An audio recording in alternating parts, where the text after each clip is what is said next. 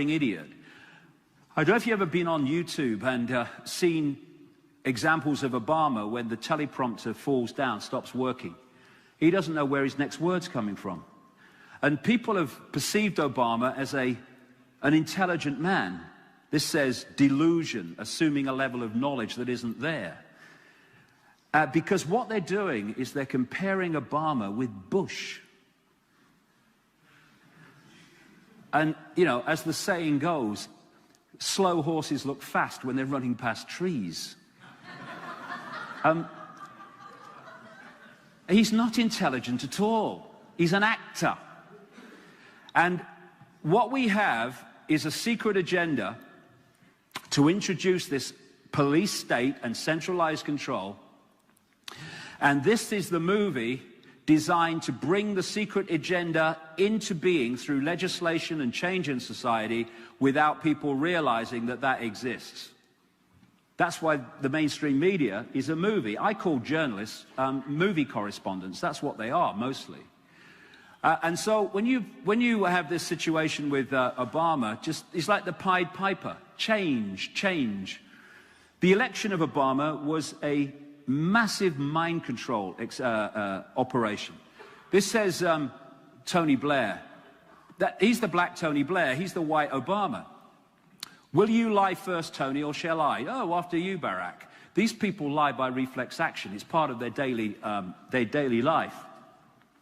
And while Obama was claimed to be the people's man, his major funder was Goldman Sachs and a stream of Wall Street names. They're going to vote for someone who's going to be for the people. This is why Obama has been connected to so many rogues and people like this guy, Tony Resco, ended up in jail for fraud. He was responsible for so much of Obama's political career. And Obama's two close manipulators and controllers also are Soros and this guy, Zbigniew Brzezinski, the National Security Advisor to Jimmy Carter. Brzezinski, like I said earlier, has been mentoring and bringing him through since at least the 1980s to become president at this time, all orchestrated. And this is a book that Brzezinski wrote in 1970. What's that? 40 years ago. In which he said this, predicting the future. Predicting the future, explaining the future he knew was coming. The technotronic era involves the gradual appearance of a more controlled society. Such a society would be dominated by an elite unrestrained by traditional values. Soon it will be possible to assert almost continuous surveillance over every citizen and maintain up-to-date complete files containing even the most personal information about the citizen. These files will be subject to instantaneous retrieval by the authorities. And he knew, because he's an insider, Brzezinski. That's why he's on Obama's shoulder. He, along with this man, David Rockefeller, created in 1973 an organization called the Trilateral Commission. This is part of a network of organizations controlled by a secret society in London called the Round Table, or Britain anyway, England. The first one was the Royal Institute of International Affairs, 1921. Then came the Council on Foreign Relations in America, 1921. That was 1920. Then came the United Nations after the Second World War. Then came the Bilderberg Group, 1954. There was the Club of Rome in 1968. That was created to use the environment as a means of controlling the people. And the Trilateral Commission of Brzezinski and Rockefeller came in 1973. And these work as one unit to push this agenda forward. And the number of politicians that are members of these groups is extraordinary. Now, what Brzezinski talks about, and if Brzezinski talks about it, it's the agenda, is something called Eurasia. And he says that if you control the area known as Eurasia, you control the world, and that they must get control of Eurasia. Now, this is a key part of Eurasia, which goes from basically Europe across to China and into China. And it's very interesting because they want to control this area, for instance, all the way to China. So you've got Georgia in Eurasia, you've got the Ukraine in Eurasia, which were these people's revolutions, it says here. You've got Kyrgyzstan, where they've done the same twice. And then over here is Israel, with state control. They're now demonizing Syria, because they want that. They're already in Iraq, they're already in Afghanistan, and now they're destabilizing in so many ways Pakistan, which takes them right to the Chinese border. There's one major country in the way of that whole deal, and that's this one. And that's why they want Iran. It's nothing to do with nuclear bloody weapons. It's finding an excuse to take that so that they virtually complete the job, apart from Syria, of taking that whole area of what Brzezinski says you need to control if you're going to control the planet. And you're just ticking them off. You carry that map around with you and watch the television news, you're going to see them coming up.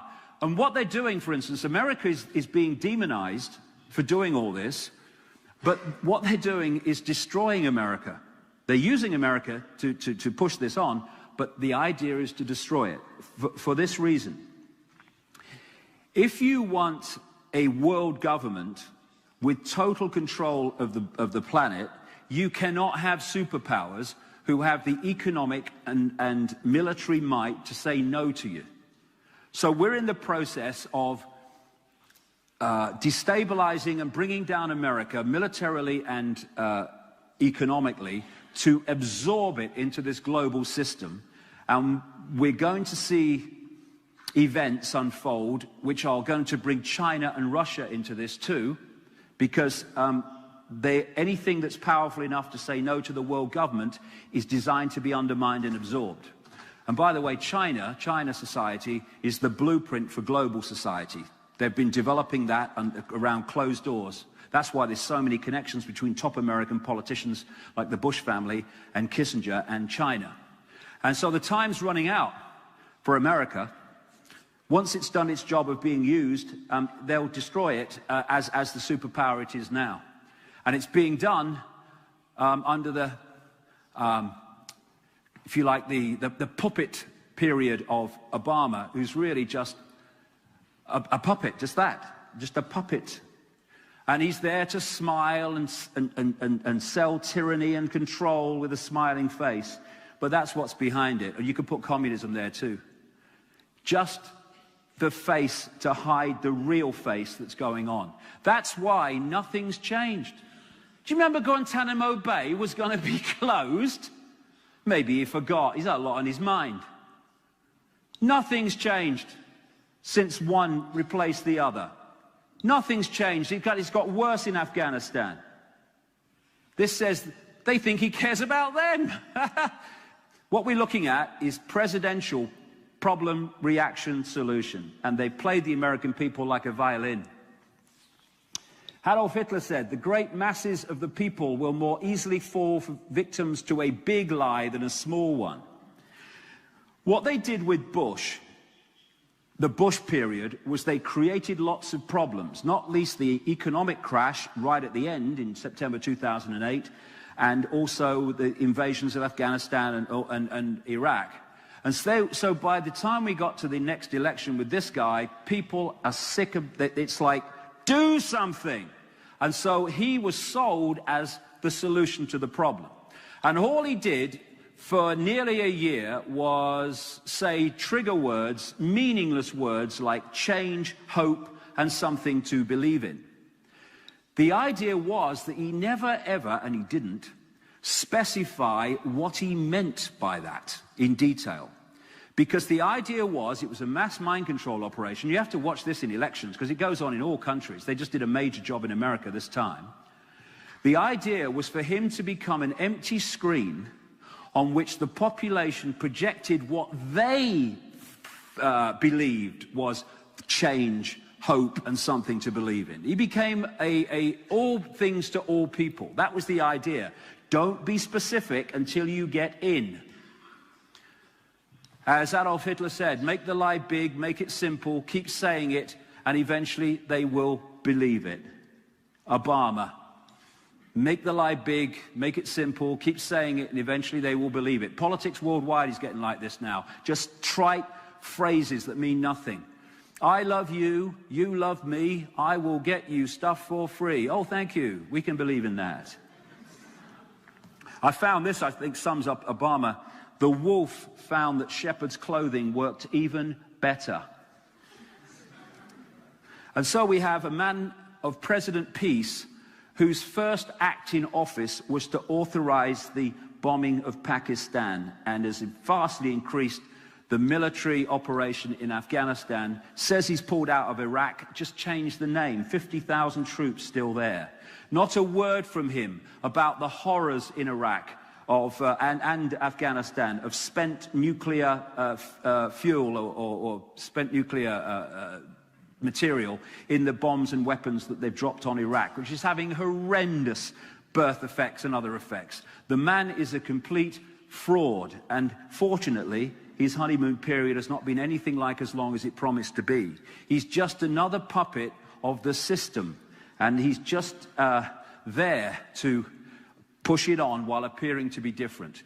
The Obama rule, ignore the words and watch the actions. And when you watch the actions, woo. Just to show you nothing's changed, by the way, this is Bush, and here's Obama. You know, they say if you want to know what's going on, follow the money. I think you follow the Bono. I think you follow the Bono. Look at him. He's everywhere. All these people involved, Bono's shaking hands with them. I don't know. So anyway, we've been moving around down this timeline of the control, and they're coming into the point where they want to introduce what they've been working towards, this structure. And that's what's unfolding now. And to underpin this control system, they're bringing in this Orwellian global state, this police state. And this is not for the masses, because the masses are no problem unless they wake up and see what's going on. This control system is for those who have woken up and are waking up to see what they couldn't see before and realize what's going on. In Britain, you, on an average day, walking through a town or city, will be seen by 300 and growing security cameras. They've now got satellite technology and other technology which can take your number plate and put it through a computer and get everything there is to know about you as you go along the road. The satellite system is much further advanced than we're given allowed to know. They're bringing in these systems of all-body scanners. Some people say it would be terrible, you know, people will see my naked body. What I say is, if people see my naked body, it serves them right. That's what I say. But the radiation they give off is something different. And if you are involved in paedophile rings, what better than this system? Here's another one, Kissinger. We're seeing again, I've not been in the Czech Republic long enough to comment on this. I'm talking about what I'm seeing in country after country, including my own in America, where the police are becoming more and more militarized. They're becoming an arm of the military. This is happening everywhere that I go. And we're giving policemen in places like America, other European countries, and Britain, these tasers, which give off 55,000 volts and have killed many people around the world, not least people with heart conditions and stuff. And people have said to me, well, that's bad for the taser with people dying. No, it's not. They want people to die from the taser. Because when people start dying from the taser, when a cop says, you do what I say or I pull the trigger, you do what he says. This is what it's about. Fear, intimidation. Same with